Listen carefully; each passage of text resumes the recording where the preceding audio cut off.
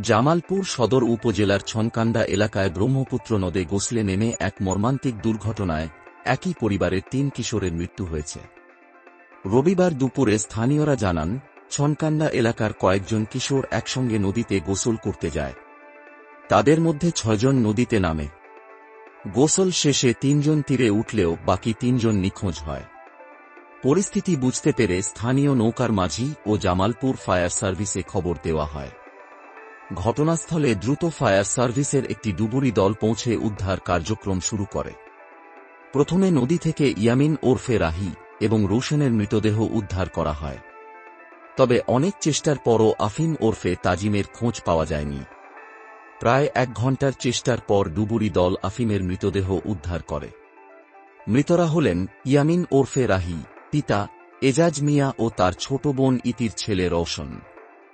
আফিম ওরফে তাজিম, পিতা ফরিদ মিয়া। ৩ জনই নবম শ্রেণীর ছাত্র। ইয়ামিন ও আফিম জামালপুর জেলা স্কুলে পড়াশোনা করত। এই দুর্ঘটনায় এলাকায় শোকের ছায়া নেমে এসেছে। জাহিদ হাসান, জামালপুর।